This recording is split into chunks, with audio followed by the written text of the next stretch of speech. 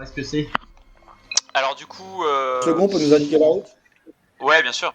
Donc il vous explique grosso modo qu'il faut, il faut sortir du couloir et que l'un des sas accès se trouve en fait dans l'un des couloirs qui mène à maman. Donc en fait, il vous emmène à ce niveau-là, hein, avec donc les membres d'équipage qui suivent. Donc il y a toujours Davis qui est resté là. Alors du coup, qui se lance par rapport à ça? Bah, moi, je vais suivre le capitaine, parce que je vais quand même faire mon boulot, hein, monsieur le capitaine. Tu parles aux secondes du Cronus ou c'est à moi que tu parles? Parle de capitaine. Non, mais je pense que ça peut être pas mal, sachant que, moi, j'ai un peu tout vu, tout connu. Bon, ça fait longtemps que j'ai pas été dans le genre de vaisseau, mais ça me parle un peu, donc aller dans les conduits, ça me fait pas peur. Donc, ouais, go. Vas-y, Rai, c'était notre espoir de survie. Du coup, comment ça marche, Rai? Tu passes devant et le second te suit ou finalement le second reste à l'arrière? Bah, je vais quand même laisser passer le second, parce que, bon, je suis pas... Ça marche. Voilà, mes souvenirs sont lointains. Pour qu'il puisse te guider, quoi. Ouais, et puis j'ai peur aussi, quand même. Ok. Du coup, tu peux le suivre. Donc en fait, vous voyez qu'il retire une espèce de plaque de ventilation, hein, et qui s'y engouffre. Donc vous arrivez dans une espèce de couloir comment dire, un peu sombre, hein. La lumière a toujours pas été réactivée, puis de toute façon dans ce type de gaine de ventilation, souvent il n'y a pas de lumière de toute manière, donc vous avancez avec une petite torche qu'il a sur lui-même, hein, et vous avancez. Rien de spécial à te décrire à ce stade. Par contre, à un moment donné, donc tu arrives avec lui au niveau du puits. Donc en fait, c'est une espèce de je vais essayer de te montrer un petit peu à quoi ça ressemble. Donc c'est en effet un puits, donc une espèce de plus grosse conduite qui descend, donc avec pas mal de câbles, etc. Tu vois en fait que les purificateurs en effet ne fonctionnent pas. Il n'y a rien qui tourne. Tu sais d'expérience que normalement ça devrait quand même faire un bruit assez important, et que tu vois que ça n'a pas fonctionné depuis un petit moment et que tu comprends que le vaisseau en effet a été en attente depuis plusieurs décennies, puisque vraiment c'est assez sombre. Tu vois que le truc s'est un peu encrouté en lui-même et tout, donc c'est pas terrible.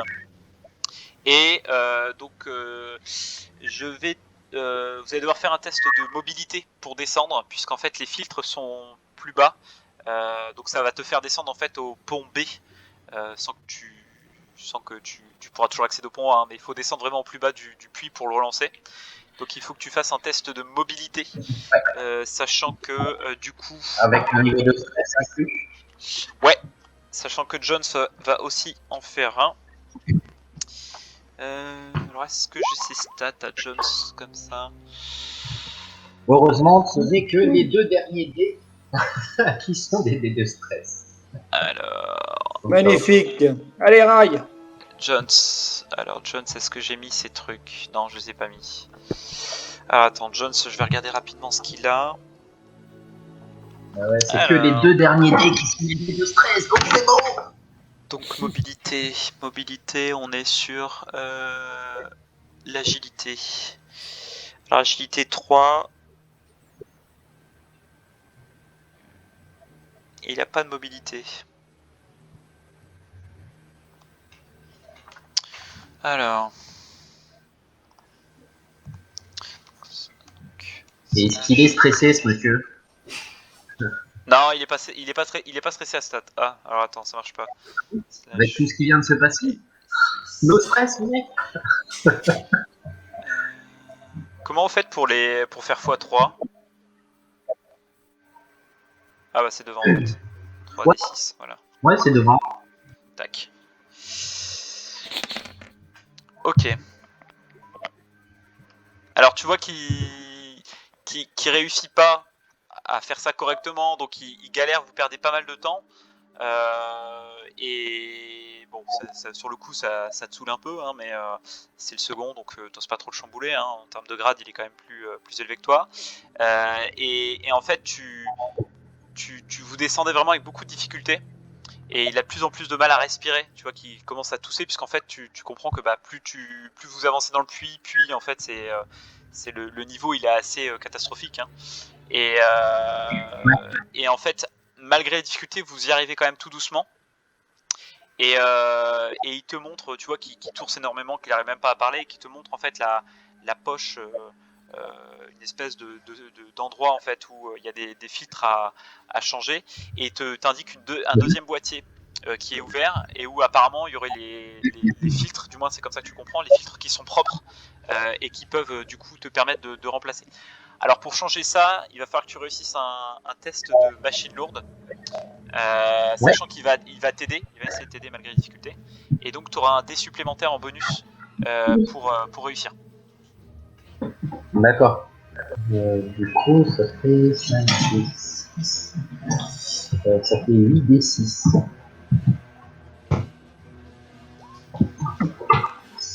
C'est les deux derniers de stress. Ouais. Et du coup. Donc tu as une réussite, c'est bon. Donc ça passe.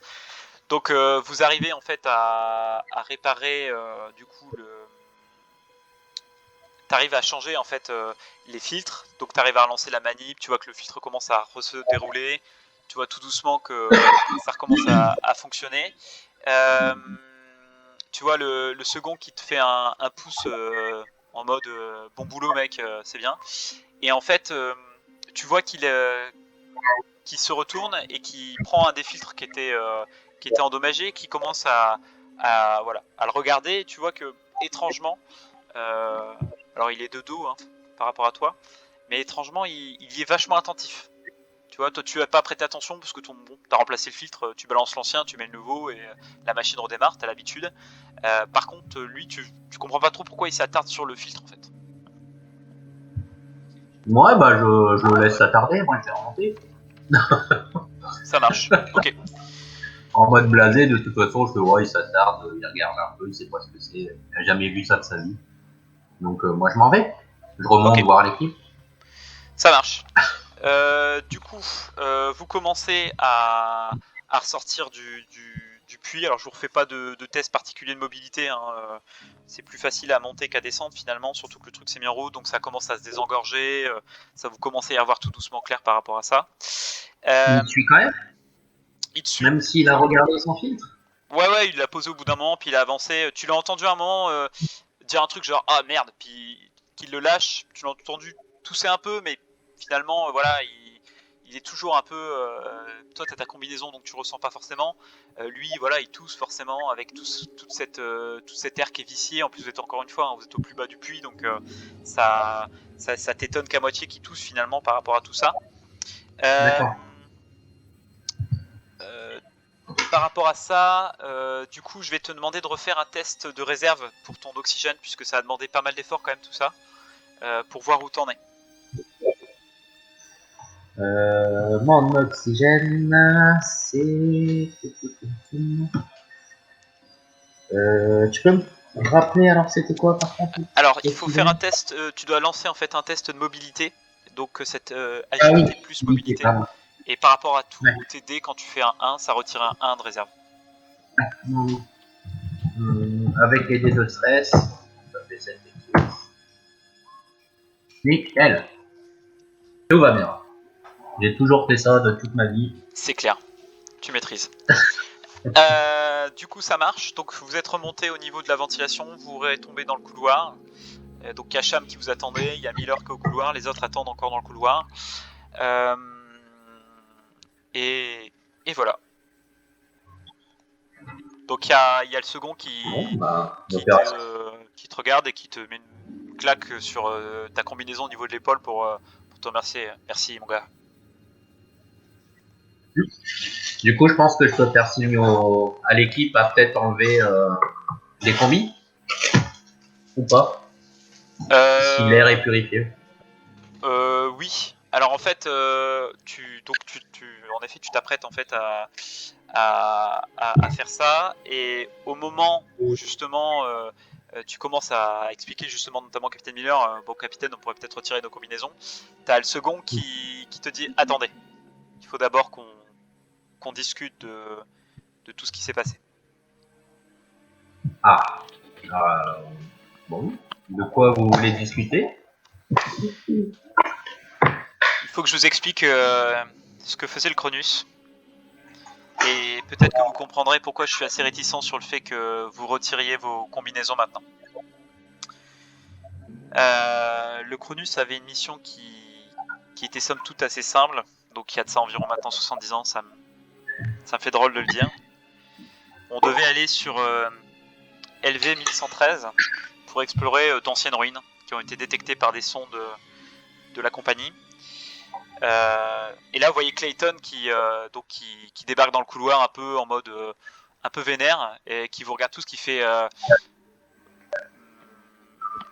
qui regarde notamment Jones, qui fait Jones. Je vous rappelle que c'était avant tout une mission qui était d'ordre archéologique et rien de plus. Il fait oui, bien sûr Clayton, c'était une mission d'ordre archéologique, mais il n'empêche qu'il faut qu'on leur explique ce qui s'est passé, c'est important pour leur propre sécurité. Je reprends. Donc on s'est posé sur LV 1113 et on a en effet trouvé un certain nombre de ruines, une civilisation qui paraissait extraterrestre, du moins les constructions ne paraissaient pas d'origine humaine, étaient beaucoup trop vieilles au niveau de la détection de la détection scientifique pour essayer de mesurer un petit peu l'âge de tout ça. Et en fait, on a ramené un certain nombre de choses, d'artefacts. C'est comme ça que disaient les scientifiques à bord du Cronus. Et malheureusement, on a ramené une merde, c'est le cas de le dire. Et un certain nombre de membres d'équipage sont retrouvés contaminés. Et il est arrivé ce que vous avez pu constater déjà en salle cryogénique. C'est-à-dire qu'en fait, ces membres d'équipage ont été infectés par une espèce de parasite qui les a tués au bout d'un certain temps, assez rapidement. Et ils n'ont pas survécu. Par chance, on avait avec nous au sein de l'équipage, pauvre Cooper, on avait avec nous des grands scientifiques et des bons médecins, notamment le Dr Flynn qui était avec nous, qui ont permis de synthétiser un antidote pour essayer de diminuer, voire de neutraliser le développement du parasite, ce qui a fonctionné. Et nous sommes tous vaccinés. Le problème, c'est que cette chose est peut-être encore dans l'air. C'est pourquoi je vous ai demandé de garder vos combinaisons. Certes, ça nous permet de respirer de manière plus simple, mais on est vacciné. Vous ne l'êtes pas. Et cette chose peut-être traîne encore dans l'air. Donc, a priori, la vaccination fonctionne et on était tous vaccinés. Donc, pour nous, il n'y a pas de difficulté. Par contre, si vous retirez vos combinaisons, je ne peux pas vous assurer votre sécurité à bord. Et peut-être en effet que il faudrait vous vacciner avant de pouvoir retirer vos combinaisons. C'est ce que j'essaie de vous dire. Votre collègue qui est décédé en salle cryo 3 n'était pas vacciné? C'est ça que je n'arrive pas à m'expliquer.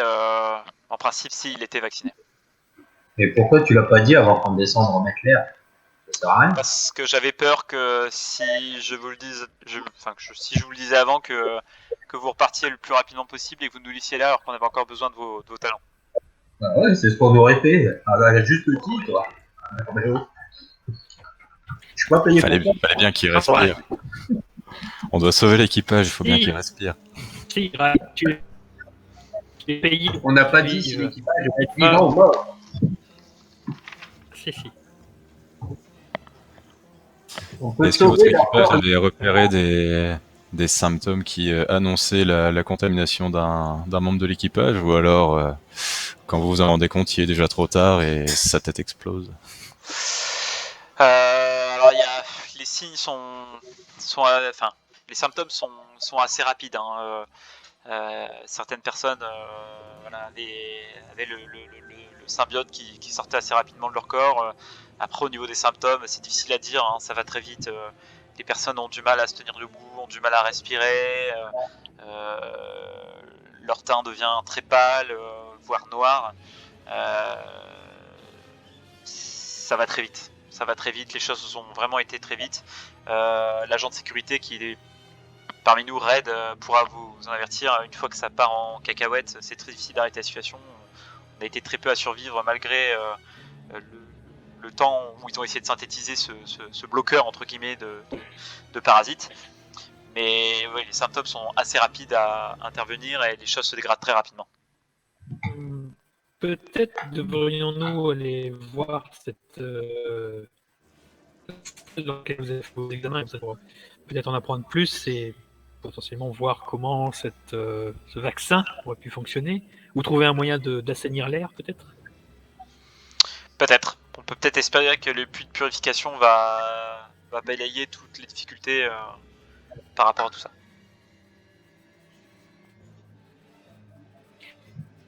Personnellement, je sais bien que Allons-y. priorisation, contrôler, fonctionner. On t'a pas bien entendu, Agrabi. Je disais peut-être, une fois que vous excusez le vaisseau, une dépressurisation contrôlée du vaisseau éliminerait tout pathogène. C'est une possibilité. C'est pas une mauvaise idée, mais il faut que tout le monde ait des combinaisons. Ouais, moi j'attends un ordre de mon chef. Sinon, je fais rien. Par contre, il faudrait peut-être. Est-ce que vous avez les journaux de bord des recherches qui ont été menées, des comptes rendus, des. Alors là, vous voyez Allô bon, il est un peu gêné. Vous voyez Clayton qui continue à le fixer de manière un peu autoritaire. Il vous dit oui, je pense que au niveau des des salles de recherche, il doit y avoir tout le travail de Cooper, qui est le scientifique qui vient de décéder sous nos yeux, sur la banque de données. Hein. Il doit y avoir un certain nombre d'éléments sur le vaccin, sur le mutagène, sur les conséquences, ce genre de choses. Mais pour ça, il faudrait descendre au niveau au pont B, je pense. Ça doit être au niveau de tout ce qui est laboratoire, Medilab, etc. Je pense qu'il faudrait qu'on aille là-bas, justement. Est-ce que, en tant que second, soit vous directement ou votre capitaine avant, avez eu des instructions de la part de la compagnie et de maman lorsque la situation a commencé à dégénérer? En fait, donc tu vois qu'il est toujours un peu gêné quand on commence à parler du vaccin, de la compagnie, tout ça. En fait, il vous explique qu'ils ont en effet envoyé un message de détresse, mais que les choses après coup sont dégradées quand même assez rapidement. Et en fait, ils n'ont pas reçu d'aide, ils n'ont pas vraiment reçu de signaux de la part de la compagnie. Du moins lui en tant que second, il n'a pas eu de nouvelles de la compagnie. Et le capitaine avait pour point d'honneur de sécuriser la situation et d'essayer de synthétiser le vaccin, de l'administrer à tous les membres d'équipage. Mais en fait, les choses ont tellement dégénéré que en fait, la dernière solution qu'ils ont trouvée, c'est de s'injecter le vaccin, de se mettre en cryo, en espérant que ça se dégrade pas plus que ça et en attendant les secours, quoi. Eh ben, les secours sont là. Nous, on a été détournés justement de notre mission par la compagnie qui veut, a priori, à tout prix, récupérer votre cargaison scientifique, récupérer le vaisseau et bien entendu récupérer tous les membres d'équipage survivants. Très bien. Donc je suppose que la compagnie est toujours intéressée par le Cronus. Ils le sont toujours, oui. Et je suppose que la compagnie veut également mettre la main sur les données scientifiques. Ça fait partie de notre mission. Comprendre le monde pour pouvoir se défendre. Certaines choses ne changent pas.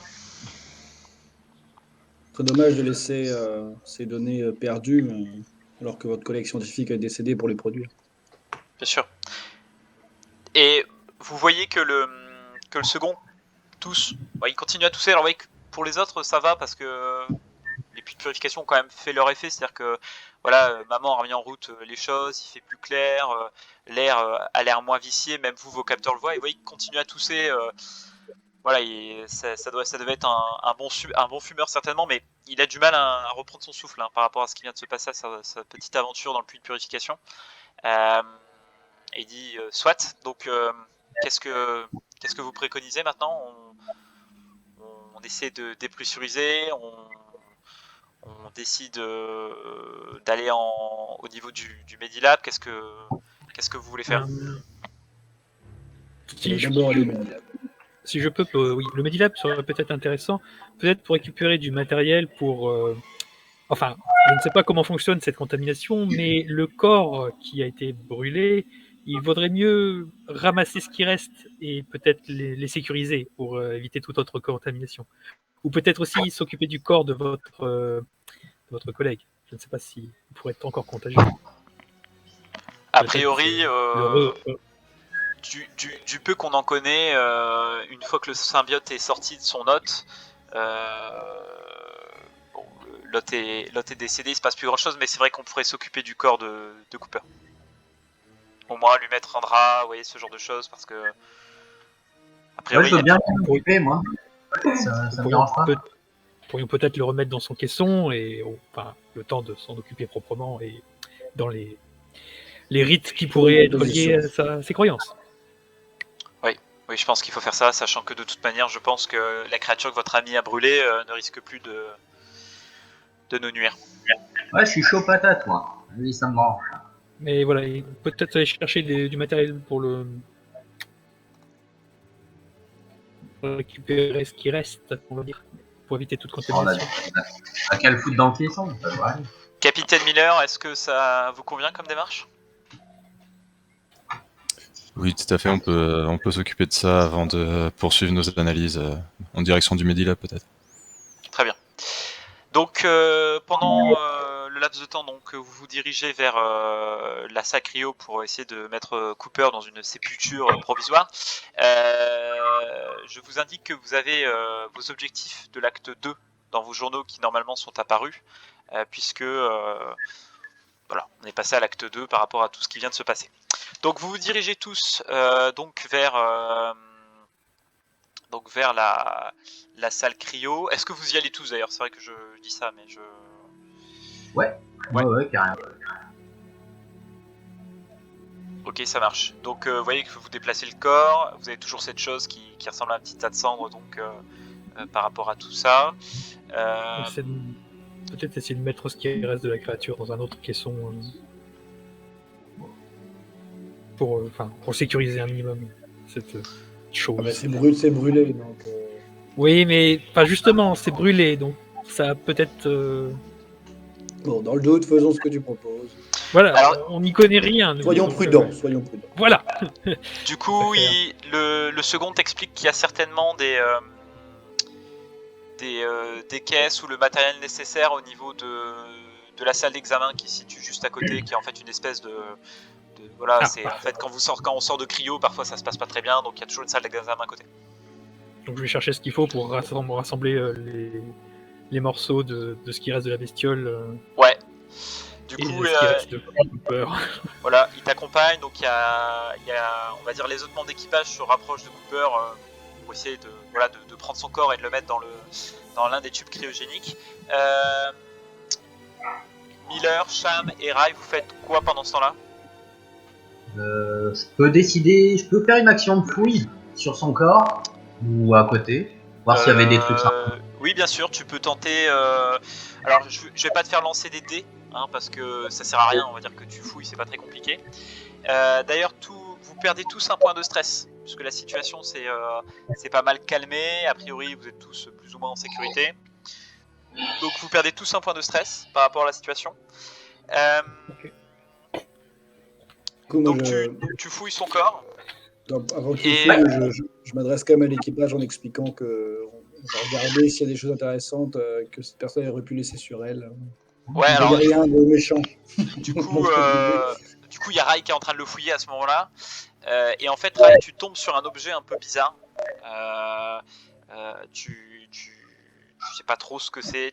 Au début, tu tâtes en fait sur ça. Il avait une espèce de blouse, le monsieur, comme voilà, c'est un scientifique, hein, donc une espèce de blouse blanche, stéréotype scientifique. Donc tu commences à le fouiller.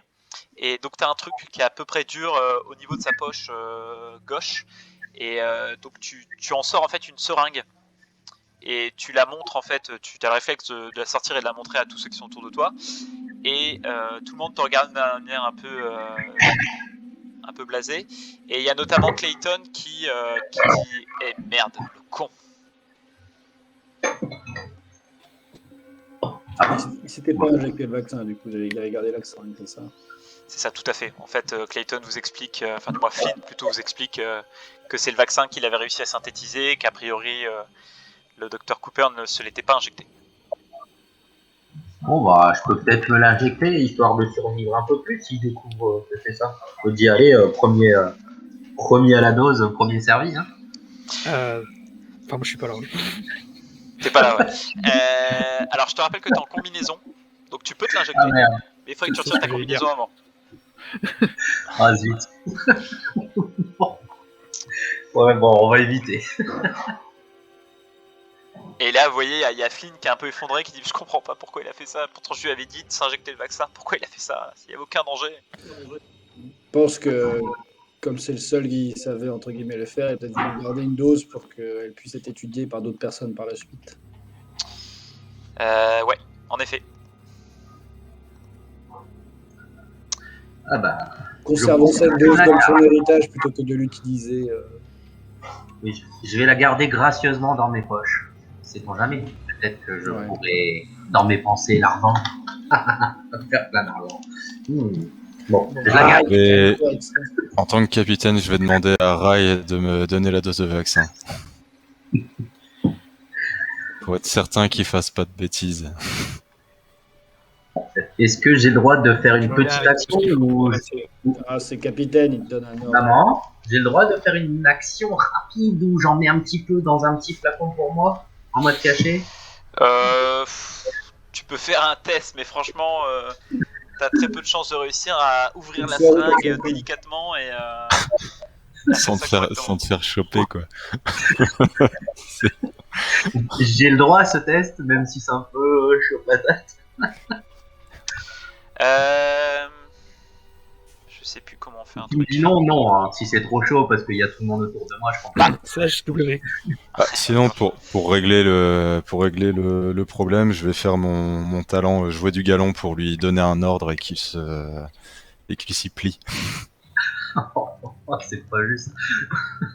Bon, bah, vas-y, je vais te la donner. Je peux le faire si tu me le donnes du coup en toute. Non, tu vas devoir jouer ton rôle. Honnêtement, Rai, t'as vraiment très peu de chance parce que en plus c'est le genre de truc qui est synthétisé, c'est-à-dire que ça s'ouvre même pas. C'est-à-dire c'est un vaccin, à part le péter, t'arriveras pas à en extraire quoi que ce soit. Ah, c'est pas en mode vraiment seringue où je peux appuyer un peu sur la seringue, il y en a un peu qui sort et puis on le met dans un flacon, quoi. Non, c'est pas comme ça. C'est plus vaccin du futur, juste une petite dosette. Non, mais Moi, j'y vois une source potentielle d'argent. Ah oui. Ouais, mais après ça c'est au capitaine de décider. Hein. Non, mais moi-même. Arrête tes conneries. Oui, correctement, donne ça au capitaine. Mais ce que tu comprends pas, c'est que ma famille, elle souffre. Hein. Je dois leur envoyer masse d'argent. Et ta famille, t'as fait une fois qu'elle sera transformée en bestiole comme ça par terre, elle souffrira aussi. Donc, arrête tes conneries. Bon, allez, je redonne à mon capitaine. Mais je vous retiens tous d'être comme ça. Sage décision, Rai, c'est bien. Ok, ça marche. Donc, donc vous faites un petit peu tout ça. Donc vous êtes occupé un peu à tout ça. Donc pendant ce temps-là, toi, Wilson, alors t'es pas encore sorti hein, de la salle d'examen avec. T'es sorti un peu trop vite. Et en fait, donc tu trouves en fait une espèce de petite boîte hein, par rapport à ce que tu entreprenais. Et en fait, au moment où tu te retournes, donc tu as trouvé ça dans une espèce de petite pièce qu'il y a dans la salle d'examen, une espèce de petit système de bricolage. Tu vois en fait que tu te retournes et il y a Jones qui est face à toi. Et tu vois qu'il a une main posée sur l'appui de la porte en fait, hein, qui est ouverte. Et tu vois qu'il va pas très bien. Il se sent pas bien du tout. Il est un peu livide. Et tu vois qu'il te regarde, il fait merde. Il fait aidez-moi.